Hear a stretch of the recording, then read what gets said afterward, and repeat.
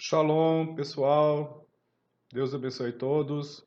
Vamos ter aqui uma ótima aula sobre a história do povo de Israel. Logo no final do período de reinado de Salomão, houve então assim um descontentamento por parte da nação, né, de Israel. Então, nós vamos ver hoje como foi o desdobramento, né, e a questão aí da ruptura entre o Reino do Norte e o Reino do Sul, tá? Então, assim, como vimos em aulas anteriores, existia um grupo que apoiava a monarquia e um outro grupo que não apoiava a monarquia, tá? E eles iam introduzindo aí na cultura de sua época conteúdos de cunho assim mais ideológico, que essa elite aí vai ajudar a oprimir o povo ainda mais, e que persistiram aí ao longo dos séculos. Esses conteúdos vão aparecer em textos da literatura sapiencial, da Bíblia, tanto em coletâneas mais antigas como em elaborações mais recentes. Então, a pobreza era apresentada como um fruto da preguiça do, do indivíduo, né? Lá no contexto do Antigo Testamento, tá? Era assim que eles viam a pobreza, ou uma maldição, tá? E a riqueza era vista como uma bênção de Deus pela prática do bem. Então, o rico era, culturalmente falando, é aquele que estava lá sendo abençoado por Deus. E o pobre estaria sendo amaldiçoado por Deus, por isso que ele era pobre. E assim, e isso não condiz na realidade com o texto fundamental aí para entendermos o judaísmo, que é a Torá. Muito bem. Então, as pessoas que estavam, né, empobrecidas pela opressão dos reis e pelas injustiças sociais eram vistas como seres inferiores, culpadas pela própria situação. Eram vistos como pessoas preguiçosas e incapazes, né? O povo não tinha voz nem vez. Isso ficava calado diante das mais diversas situações. Isso a gente pode ver em Eclesiastes, capítulo 9. Vamos abrir esse texto. Eclesiastes, capítulo 9, vai falar sobre isso que eu estou referindo aqui nesta aula. Capítulo 9, do 13 ao 16. Nos diz assim a palavra de Deus. Também vi sabedoria debaixo do sol, que foi para mim grande.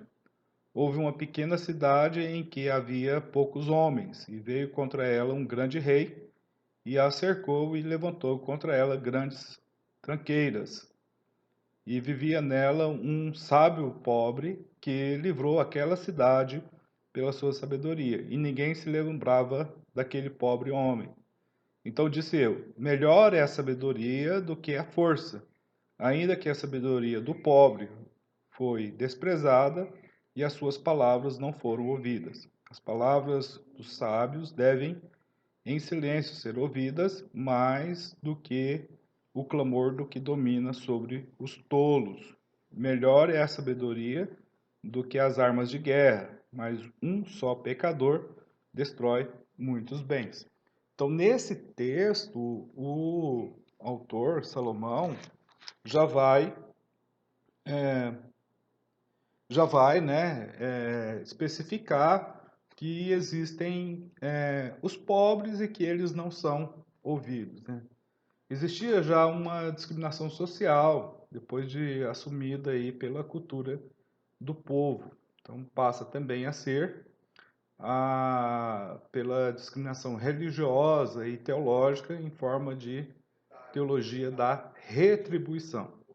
Então a riqueza era vista como bênção. Então o cidadão rico, lá no Antigo Testamento, na história de Israel, ele era um homem, era visto como um homem de Deus, o rico, enquanto que o pobre era visto como uma maldição ou um castigo de Deus. E essa concepção histórica, cultural, aqui no texto bíblico, é muito bem narrada no livro, né, na poesia, poesia e narrativa, tem nos dois, né, textos, no livro de Jó, tá? Jó nos dá um exemplo muito claro daquilo que as pessoas pensavam sobre a riqueza e a pobreza, tá? E apresenta essa teologia e com grande perspicácia e desmistificação aí da questão daqueles que têm dinheiro em relação aos que não têm. Então, com a monarquia, pouco a pouco, o clamor do pobre deixou de incomodar. O seu maior roubo, né, foi tirar essa sensibilidade das pessoas. Essa injustiça continua sendo praticada até hoje, né? Essa é a lógica que se tornou uma coisa muito normal na nossa sociedade, na nossa cristandade e assim sucessivamente, tá? Embora encontremos algumas passagens bíblicas contra a monarquia, a maior parte das fontes bíblicas relativas a esse período são favoráveis, tanto as originais, são favoráveis que surgisse aí uma monarquia, um governo monárquico. Foi o que aconteceu, tá? Bom, Saul, Davi e Salomão vai marcar aí o período da monarquia unida, da monarquia de um rei que governa sobre todo o Israel, sobre as 12 tribos de Israel, tá? Então, quando a gente pega aí, até mesmo essa questão da divisão posterior, né? A gente tem aí o período de monarquia e depois a gente tem o período de divisão após o reinado de Salomão. Nesse contexto aí, a gente vai ver sempre a figura do profeta como um homem de Deus, dando as orientações aos reis sobre como proceder aí na liderança do povo de Deus. Então, assim, uma coisa que me chama muita atenção nesse período histórico é a presença dos profetas, né? São homens de Deus que estão ali dando as suas orientações, né? Desde o início da monarquia em Israel. Então, Saúl tinha lá os profetas, né? Samuel era um profeta de Deus, né, que mandava aí mensagens para o rei. E Davi também vai contar lá com o profeta Gade e o profeta Natã. Então, em alguns textos, a gente vai ver essa relação da monarquia unida com o profeta, com o homem de Deus. Ok? Eu falei na última aula que, vou retomar aqui, que esses profetas muitas vezes eram vistos como doidos, né? Pessoas esquisitas que dançavam, né? Tiravam a roupa e caíam aí no delírio, né? 1 Samuel 10 vai trazer essa história para nós. Em outros textos também são apresentados de forma assim mais positiva, não só como pessoas esquisitas, mas como homens de Deus que interpretam ou interpretavam os sonhos, aquelas pessoas que consultavam a Deus, tá? A gente pode ver, pode constatar então que a figura do profeta é é importante aí nesse período da monarquia. Principalmente na pessoa de Isaías, tá? Ele vai exercer muita influência. O, o movimento profético não era uma coisa exclusiva de Israel. Esse movimento já era conhecido também entre os povos vizinhos, no Egito, na Mesopotâmia, em Canaã. Há uma estreita ligação entre os escritos de Mari, na Mesopotâmia, e os de Israel. Ambos consideravam o profeta um ser humano que recebia uma missão e era enviado geralmente ao rei, levando uma mensagem oral, transmitida em momento de crise. Já nos demais povos, o profeta era visto como um mensageiro celeste.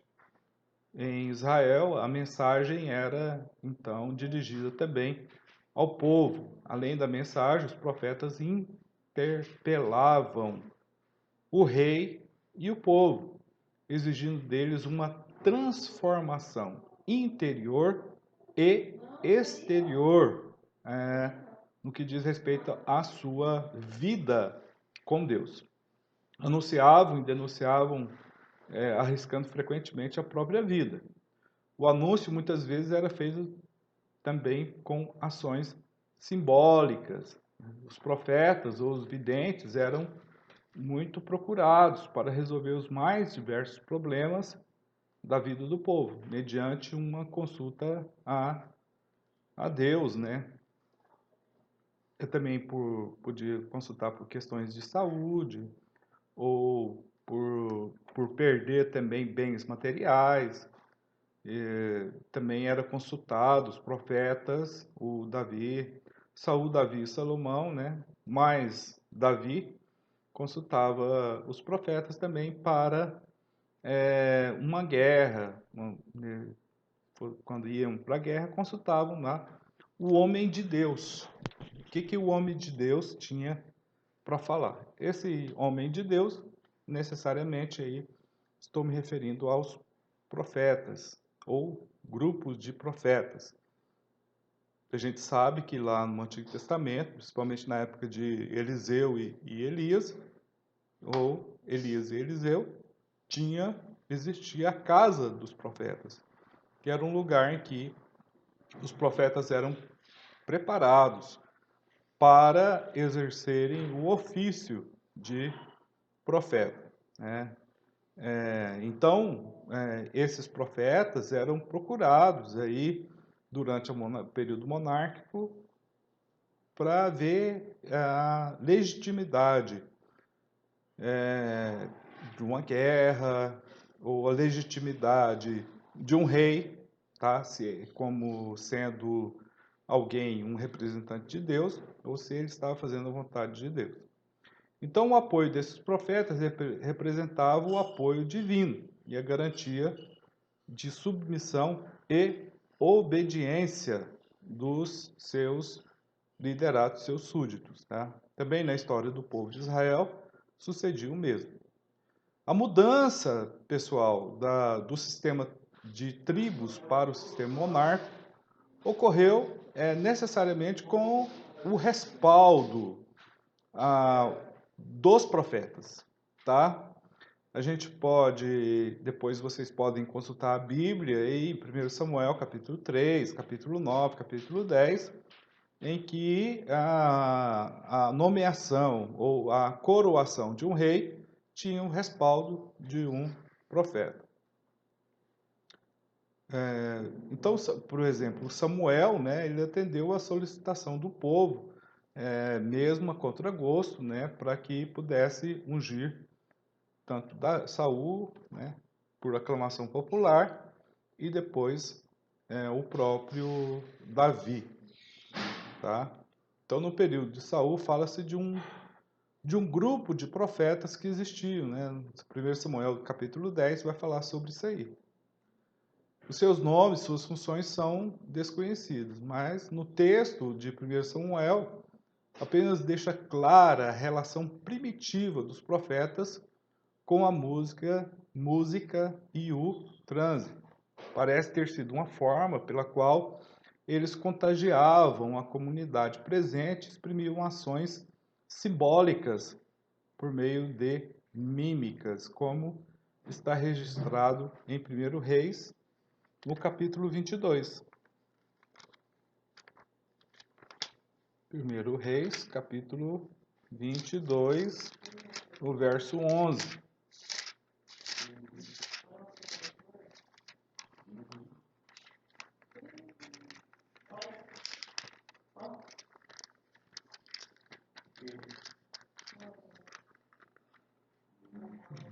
Verso 22, verso 11. E Zedequias, filho de Quenaã, fez para si uns chifres de ouro, de ferro, né? E disse: Assim diz o Senhor: com estes ferirás aos sírios, até de todo os consumir.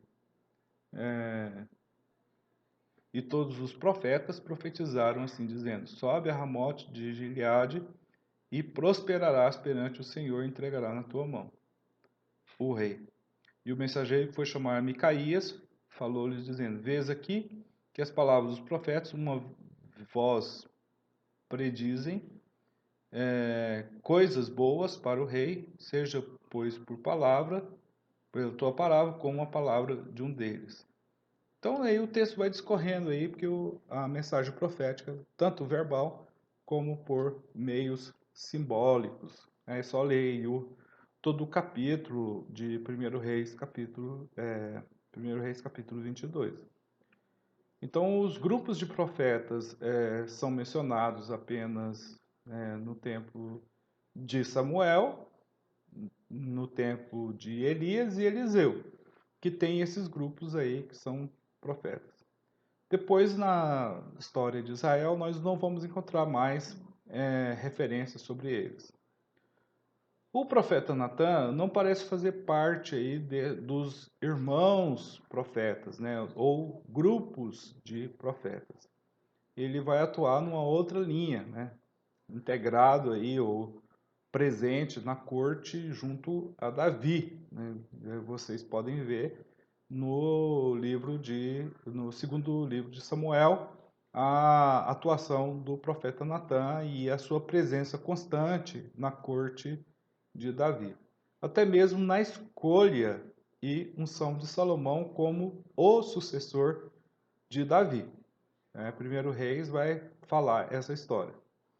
Então havia uma diferença entre os profetas de Israel e os profetas dos outros povos.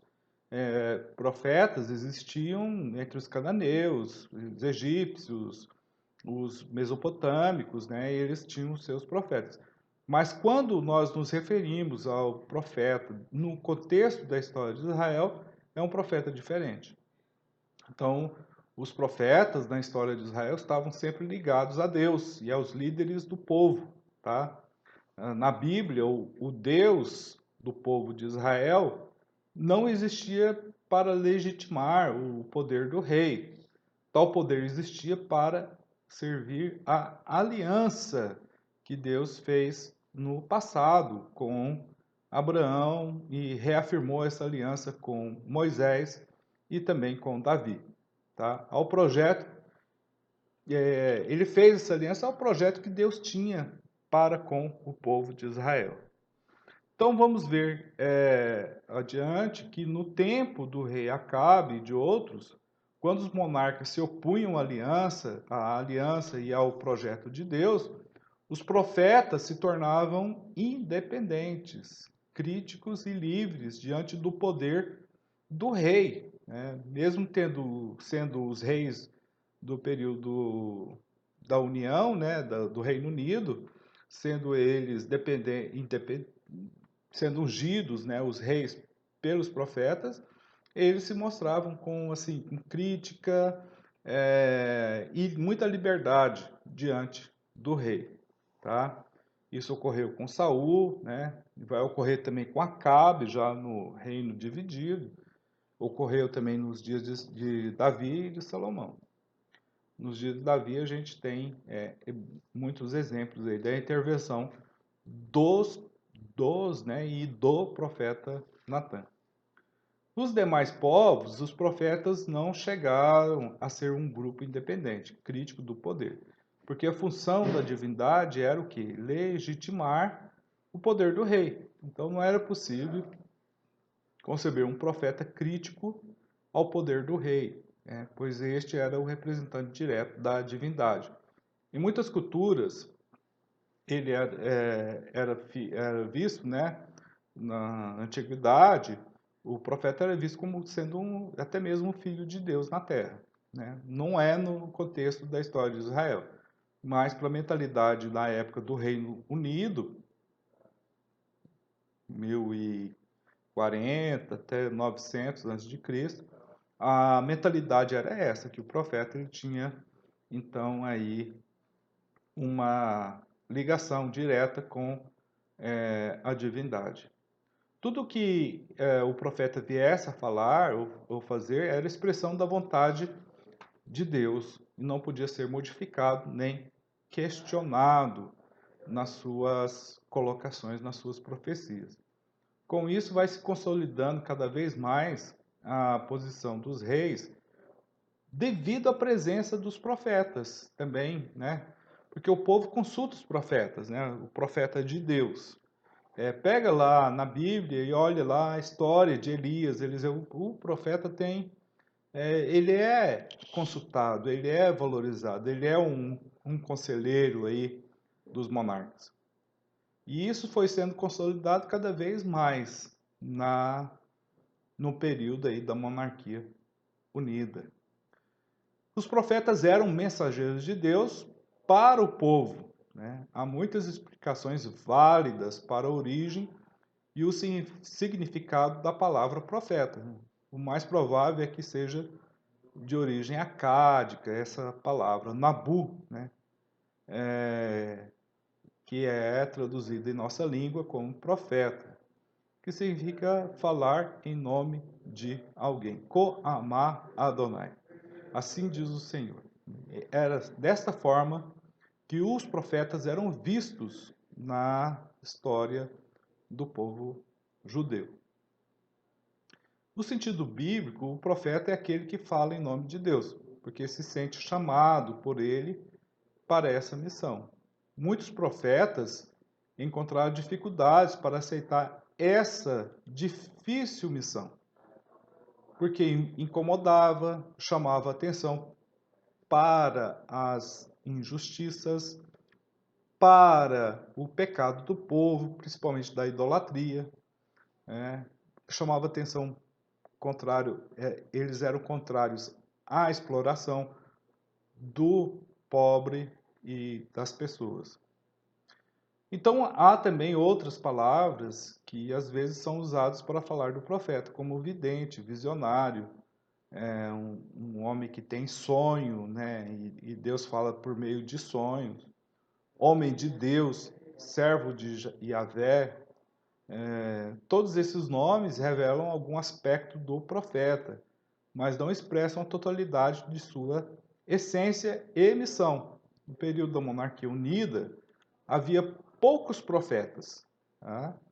Samuel, que atuou na mudança do regime tribal para o regime monárquico, criticou a monarquia e resistiu a ela, mas acabou aceitando a missão de ter que ungir Saul e depois Davi. Porém, acabou rejeitando o primeiro, né? No caso, Samuel, ele não vai ter muitas simpatias aí com relação a Saul. O profeta Natã começou sua missão profética na corte durante o reinado de Davi. Ele vai aparecer pela primeira vez no segundo livro de Samuel, sem nenhuma apresentação. Isso está lá em 2 Samuel, capítulo 7, verso 2. Deixa eu ler para vocês aqui.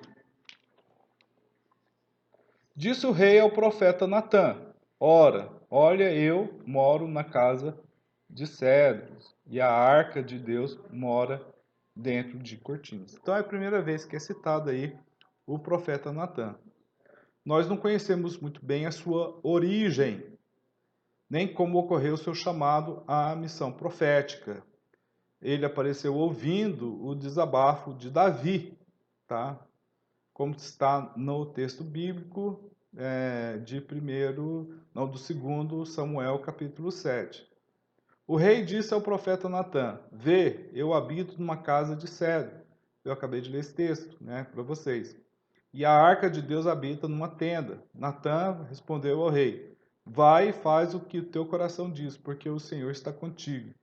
Então, mais adiante aí, Natã vai confirmar aí a perpetuidade da casa de Davi, aí nesse capítulo, no capítulo 7. Como também ele recriminou, ele,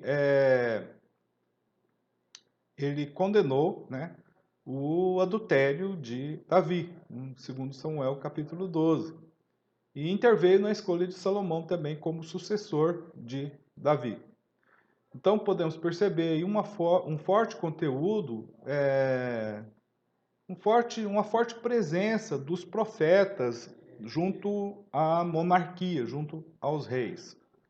Um outro profeta que é citado na Bíblia aí é Gade, né? Foi outro profeta que atuou na corte de Davi. Né? Segundo Samuel 24 vai citar isso aí.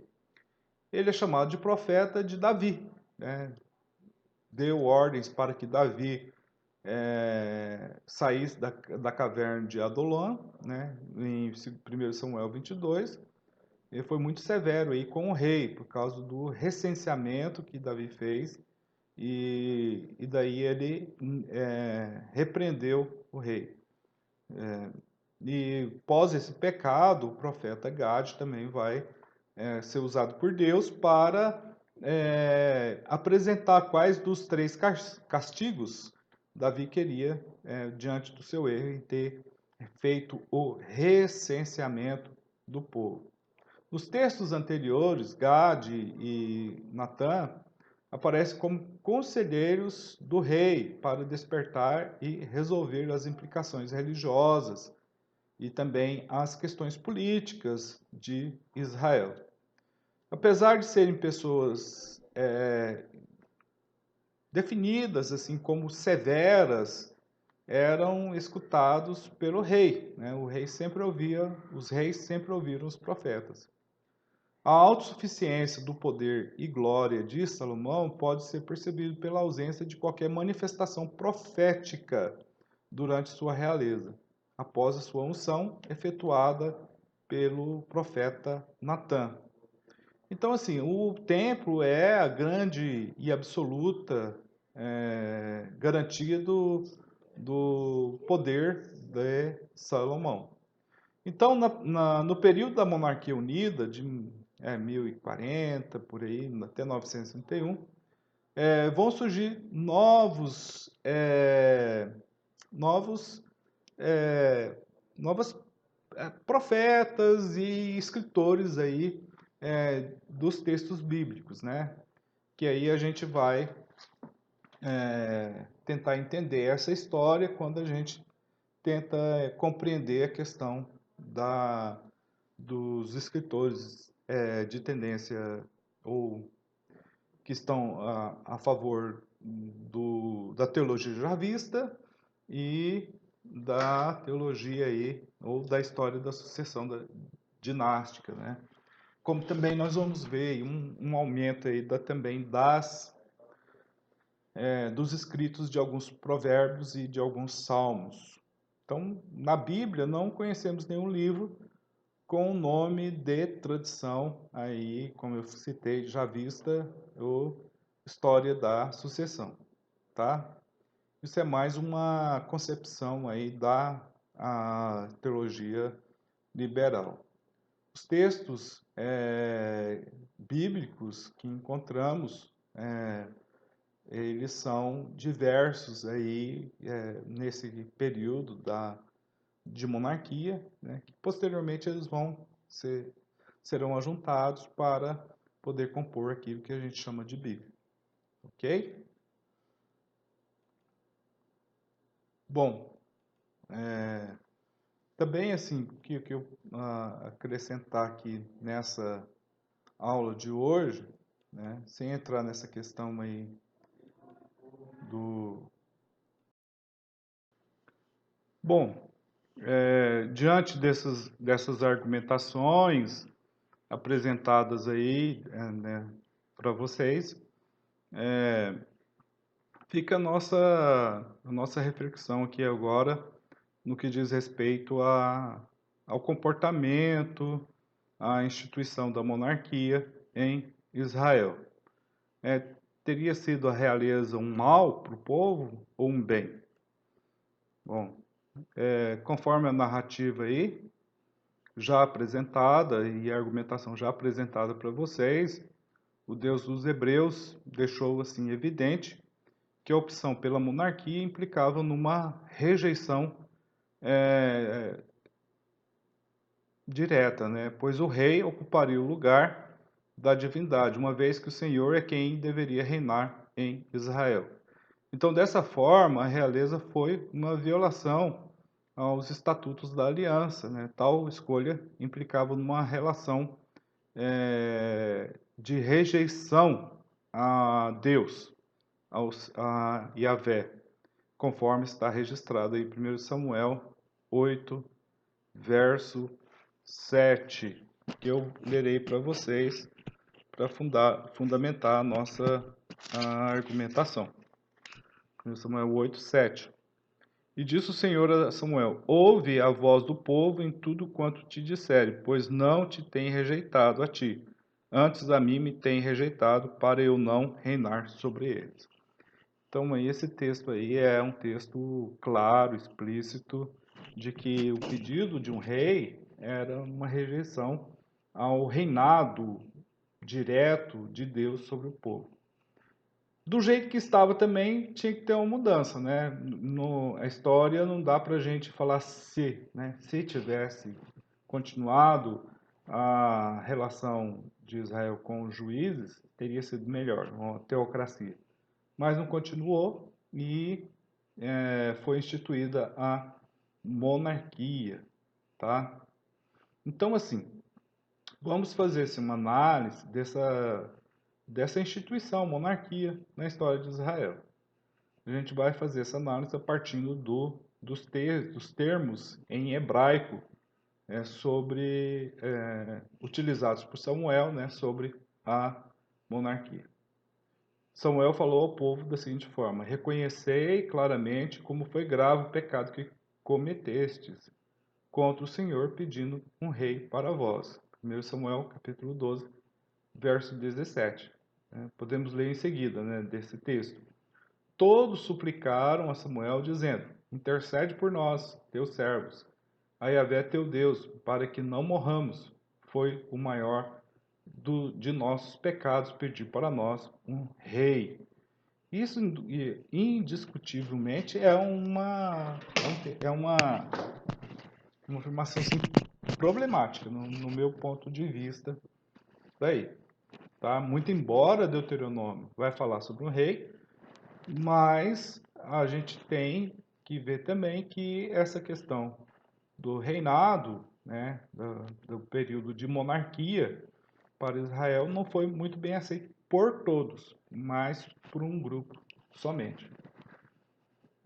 O termo em hebraico utilizado por Samuel aí nesse texto de 1 Samuel capítulo 12, né, verso 17, a palavra Ra'aterham, ou Ra'aterhem. O que é essa palavra? Maldade, mal, calamidade.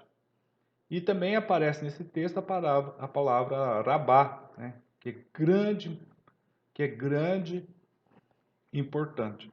No versículo 19, ele vai fazer uso das seguintes palavras. Hatoveino, mal, transgressão, culpa, seguido de Raá, que é mal, prejudicial, ruim. Dessa forma, é interessante observarmos na nossa reflexão, na nossa investigação ao longo desse relato, que a monarquia segue um sinônimo de infração e, portanto, algo que pode provocar um mal. Se existe outro viés, qual seria esse viés, nós não sabemos. O Tiago de Carvalho vai mencionar a ideia tradicional do antigo Israel de uma realeza de Deus, e por causa disso mesmo havia um pensamento que não deveria existir o rei, porque o rei do povo é o próprio Deus. Então, por causa disso mesmo, havia um pensamento aí, né, de não aceitação, de não unanimidade em torno de uma coroa, tá? Em torno de um reinado. Deus é quem deveria reinar sobre Israel diretamente. O Wellhausen vai citar isso e o Carvalho vai citar isso também. Então acreditamos que esses textos antimonárquicos são frutos de um período posterior ou até mesmo imiscuído entre o povo durante o período da monarquia, tá?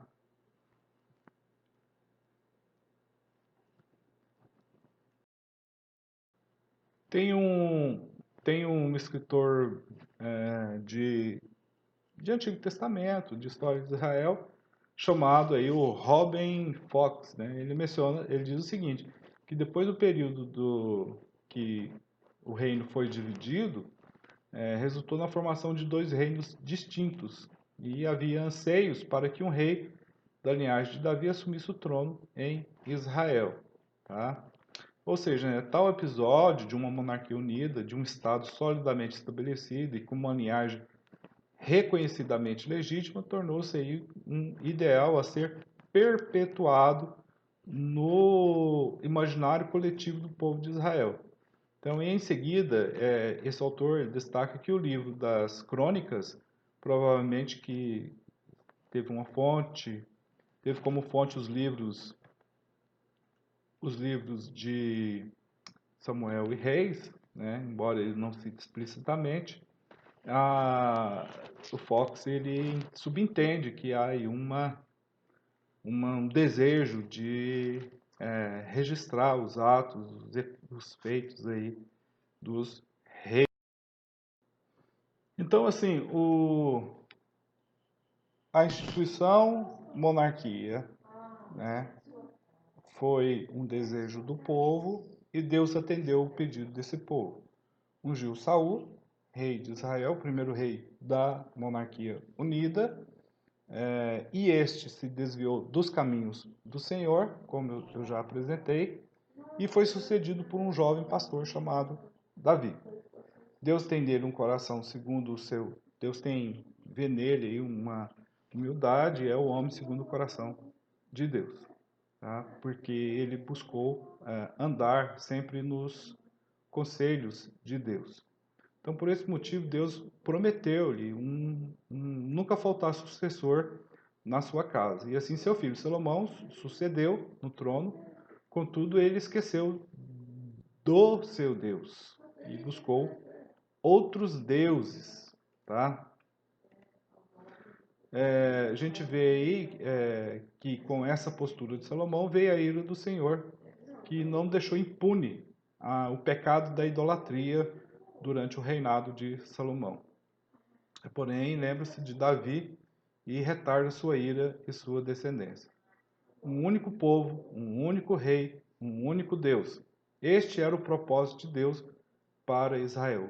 Mas por causa dos pecados do seu rei, o povo agora vê o seu reino dividido. Assim como foi a coroação de Salomão, não existia uma unanimidade, nem Davi, nem Salomão.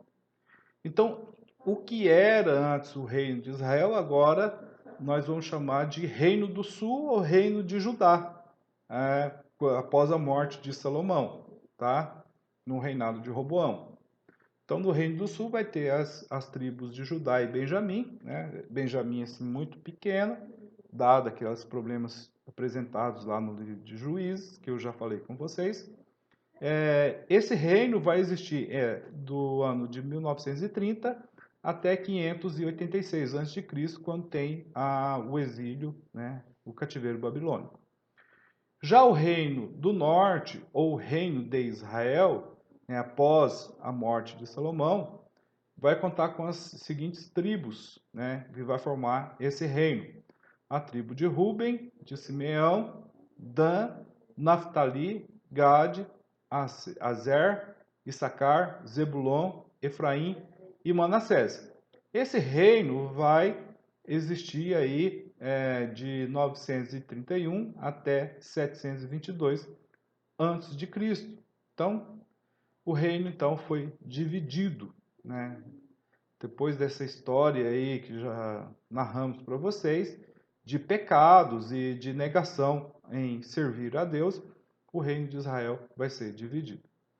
E quais foram os reis de Judá e de Israel? Primeiramente, vamos citar aqui os reis de Judá: Roboão, Abias, Asa, Josafá, Jeorão ou Jorão, Acasias, Atalia, Joás, Amazias, Uzia ou Azarias, Jotão, Acaz, Ezequiel, ou melhor, Ezequias, Manassés, Amon, Josias, Joacás, Joaquim, Joaquim, Zedequias. 20 reis reinaram sobre o sul. Os reis de Israel, que é o reino do norte, serão estes. Ó, só um pouquinho. Os reis de Judá, do reino do sul, todos eles são descendentes de Davi, tá? Para cumprir a palavra que Deus deu a Davi, que não faltaria sucessor para ele.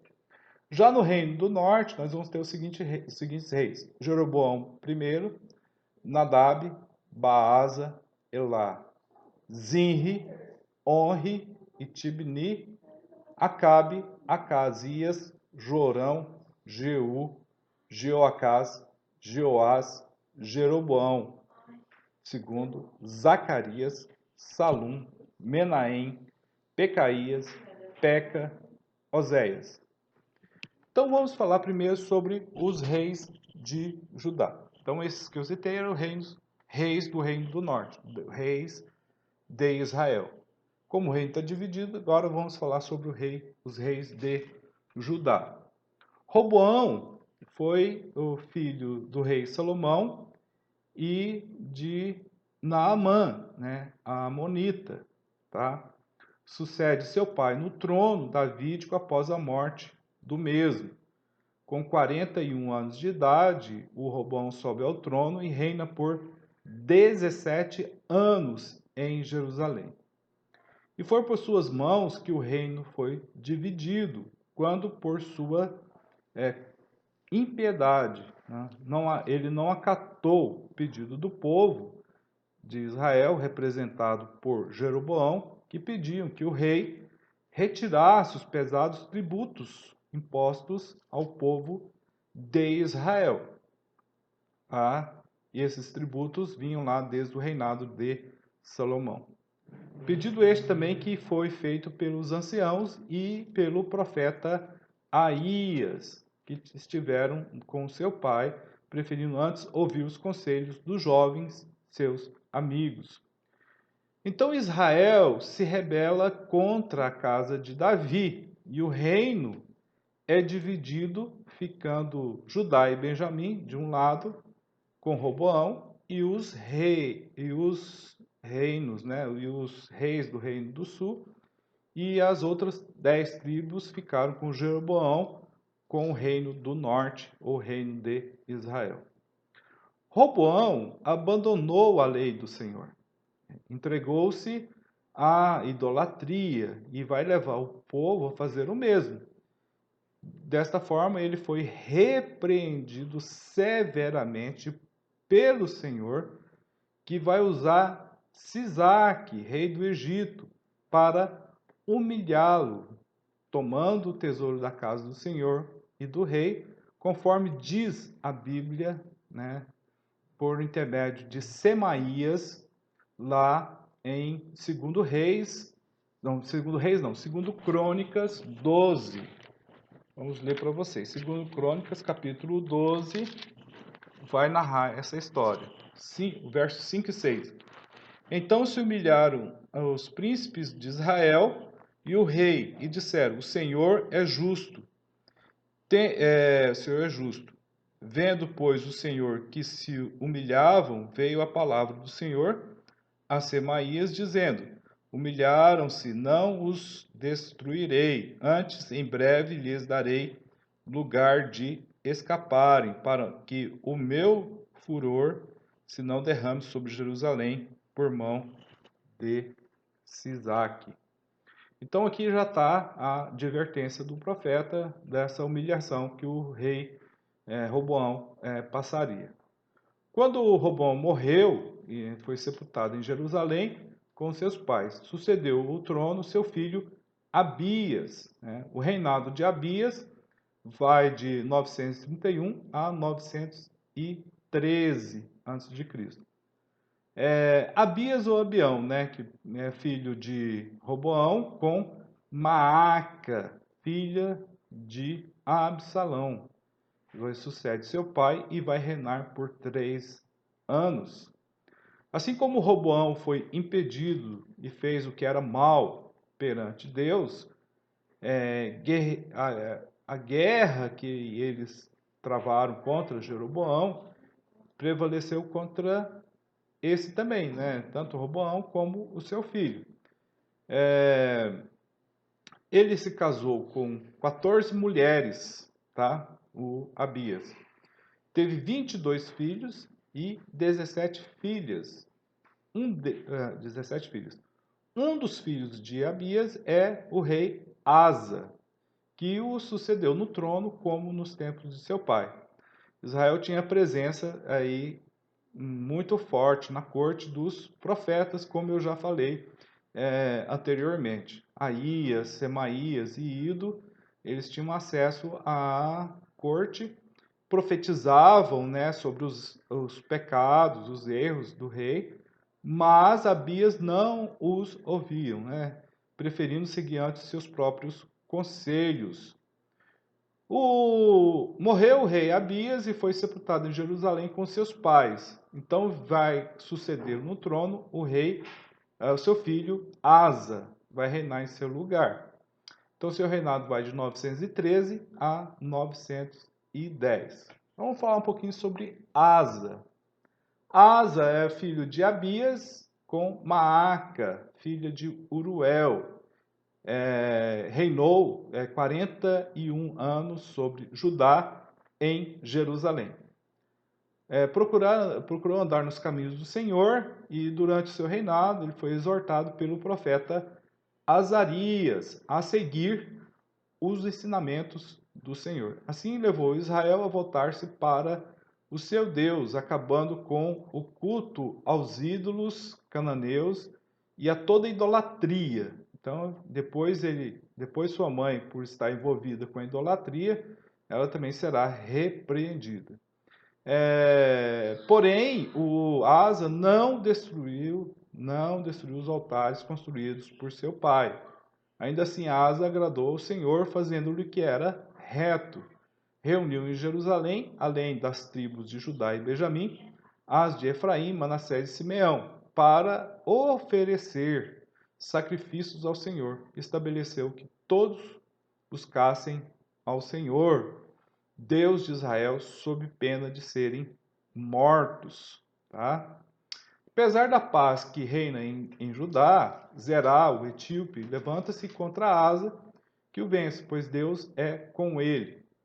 Decorridos os 36 anos aí do seu reinado, Baasa, rei de Israel, sobe contra Judá e edifica a Ramá. Porém, Asa faz uma aliança com o rei da Síria, o Ben-Hadad, que anula sua aliança com Baasa e sai contra Israel, fazendo com que Baasa desista de edificar a Ramá e volte para Tirza. Com a matéria e com a madeira, e as pedras de construção de Ramá, Asa edifica Geba e Mispa.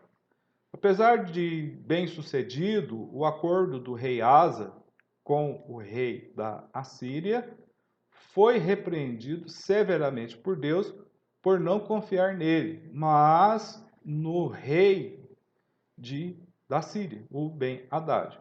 Indignando-se contra o vidente Anani, enviado de Deus, lançou-o no cárcere, no tronco, e ainda o passa a oprimir alguns do povo de Judá. Então, no ano 39 do seu reinado, Asa ficou gravemente enfermo dos pés, uma enfermidade dos pés, a Bíblia não especifica que tipo de enfermidade. Você fala que é uma enfermidade dos pés. E ele não busca o Senhor, mas aos médicos, tá? 2 anos depois, morre e é sucedido por seu filho Josafá. O reinado de Josafá vai de 910 a 969 a.C. Josafá era filho do rei Asa e de Azuba, filha de Sili. Sucedeu seu pai aos 35 anos e reinou por 25 anos em Israel. Ele foi fiel a Deus, buscando e andando em seus caminhos, como andou seu pai. O que fez Deus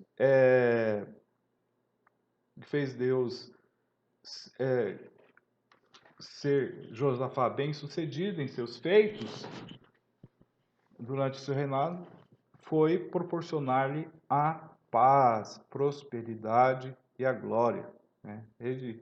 O Josafá vai tirar os altos e os postes ídolos de Judá e enviou alguns príncipes levitas e sacerdotes para ensinarem em Judá a lei de Deus, a Torá. E vai constituir em todas as cidades do seu país, do seu reinado, juízes, levitas, sacerdotes e dos cabeças da família de Israel para julgar conforme a Torá, a lei de Deus. Também em todas as cidades edificou fortalezas, cidades, armazéns, além de muitas outras obras. Tinha muita gente de guerra e homens valentes de todos os reinos, por causa desses homens valentes, vão temer a Josafá. O rei Acabe de Israel faz uma aliança com Josafá para pelejarem contra Ramote Gileade, mas o Josafá consulta a Deus através do profeta Micaías, que profetiza a vitória de Josafá e derrota de Acabe. Este, se indignando, manda prender o profeta. Deus foi com Josafá e este teve a vitória, porém foi repreendido por Deus através do profeta Jeú por fazer uma aliança com Acabe, que foi um dos reis mais idólatras, né? O Acabe era esposo de Jezabel. Os moabitas e amonitas, eles vão se levantar para destruir o reino de Judá no reinado de Josafá, né? O que levou este rei, o Josafá, a clamar ao Senhor e o Senhor deu a vitória, né? Sem mesmo ter guerreado contra os moabitas e amonitas. Eles mesmos se destruíram no Monte Seir, né? A cidade que eles estavam foi invadida e destruída pelos moabitas e amonitas. Assim, eles mesmos se mataram, né? Então não precisou nem um soldado aí, o exército de Judá pelejar contra essas duas nações. Então, depois disso, Josafá vai se aliar ao rei de Israel, né, mesmo tendo essa vitória dada por Deus. Acasias, o Josafá e Acasias vão fazer navios para ir até Tarso em busca de ouro. Porém, Deus repreendeu novamente através do profeta Eliezer e destruiu os navios. O Josafá morreu e foi sepultado em Jerusalém junto aos seus pais. Seu filho Jeorão, então, vai reinar em seu lugar, né? Jeorão vai reinar de 872 a 842 a.C., tá? Jeorão, ou Jorão, filho do rei Josafá, sucedeu seu pai aos 32 anos de idade e reinou por 8 anos sobre Judá. Foi um rei cruel, né? Mau idólatra perante o Senhor. Assim que assumiu o trono, matou todos os seus irmãos e alguns dos príncipes de Israel. Ele levou Judá a se desviar dos caminhos do Senhor, praticando a idolatria. Então, preferiu antes ouvir os conselhos do rei de Israel, Acabe, que era o seu sogro. Como a resposta de Deus para essa abominação, os edomitas se rebelaram contra, né, Judá, e eles vão constituir o seu próprio rei. O Jorão foi avisado disso pelo profeta Elias, do castigo que ele receberia por suas atrocidades, seus pecados. Tá? Então não demorou e os filisteus e os arábios, né, sobem até Judá, invadem o palácio do rei Jorão e levam tudo quanto tem, inclusive suas mulheres e filhos que são mortos, escapando apenas o filho mais novo, Acasias. Então depois disso, Jorão é acometido de grande enfermidade no abdômen, passando 2 anos, né, tem sentido dores abdominais, né? E por causa dessas dores, ele veio a falecer. E foi sepultado em Jerusalém, porém, não com seus pais. E também não deixou saudades, né? Judá constituiu como rei a Acasias, o filho mais novo de Jeorão. O Acasias vai reinar de 848 a 841 antes de Cristo, tá? Acasias era filho do rei de Judá, Jorão, e Atalia. Olha o problema. Filha de Acabe, rei de Israel. Sucede seu pai com 22 anos e reina apenas por 1 ano. Então, assim como Jorão foi mau e idólatra aos olhos do Senhor, tinha Acasias uma aliança com o rei de Israel, Jorão, e eles subiram para guerrear, para pelejar contra Azael, rei da Síria. Sendo Jorão ferido nessa batalha, por este tempo, o Senhor, através do profeta Elias, pronuncia aí a sentença por Acasias e unge a Jeú para libertar Judá do domínio da idólatra de seu rei. Então Jeú, ao chegar em Jezreel, mata Jorão, rei de Israel, e Acasias foge, mas é perseguido por Jeú, que acaba matando-o. E os servos de Acasias o sepultaram em Jerusalém, junto aos seus pais. O rei Acasias, não deixou sucessor, mas sua mãe Atalia se apoderou do trono de Judá e vai reinar em 841 a.C., conforme 2 Reis capítulo 8. Atalia, né? Quem é a Atalia? Filha de Acabe, rei de Israel, e Jezabel. Olha o problema. Esposa de Jorão, rei de Judá, mãe de Acasias. Após a morte de seu filho, Atalia rouba o trono de Judá e passa a governar por 6 anos. Ela foi cruel e sanguinária, introduziu também em Jerusalém o culto a Baal e ainda levou os utensílios da casa do Senhor para serem utilizados nos cultos a Baal. Então, seu primeiro ato foi matar todos os membros da família real, inclusive seus netos. Porém, Joás, filho mais novo de Acasias, escapa com a ajuda de sua tia Jeozaba, esposa do sacerdote Joiada. Passados 6 anos, então, Joiada apresenta na casa do Senhor Joás como o legítimo rei, que é recebido pelo povo com muita alegria. Então, Atalia vai ao templo do Senhor na tentativa de conter a rebelião, mas ela foi retirada e morta na entrada da casa do rei.